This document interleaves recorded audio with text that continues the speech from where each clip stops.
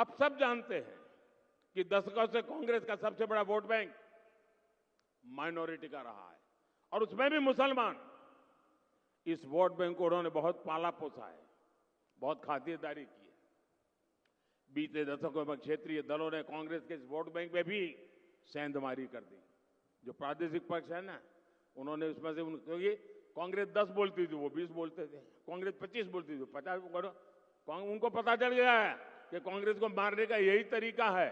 तो जो प्रादेशिक पक्ष पैदा हुए उसमें से बहुत सारे उन्होंने कांग्रेस को जो मोनोपोली थी माइनॉरिटी की, उस पर भी डाका डाल दिया।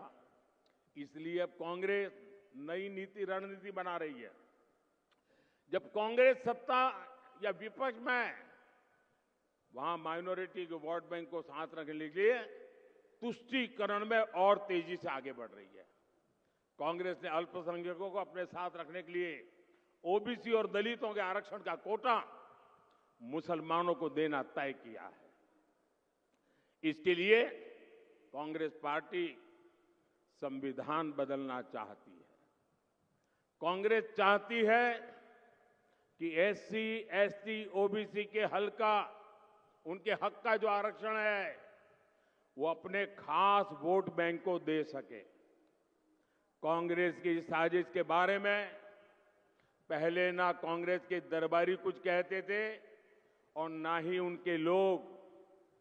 24 के चुनाव में मोदी ने कांग्रेस की ये सारी साजिश देश के सामने रख दी है।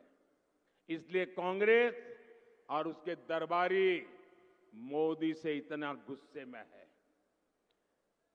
ये चाहे जितना भी गुस्सा कर ले, मोदी आज पूरे देश को ये गारंटी दे रहा है कि एसटी, एससी, ओबीसी और सामान्य वर्ग के जो गरीब लोग हैं, उनका जो आरक्षण है, जो संविधान के तहत मिला हुआ है, बाबा साहब आंबेडकर के द्वारा मिला हुआ है, भारत की संसद ने दिया हुआ है, ये बीजेपी की गारंटी है, ये मोदी की गारंटी है, ये बीजेपी सरकार की गारंटी है कि धर्म के आधार पर किसी को भी एससी, एसटी, ओबीसी और जनरल के आरक्षण में से रत्ती भर भी हाथ नहीं लगाए दिया जाएगा।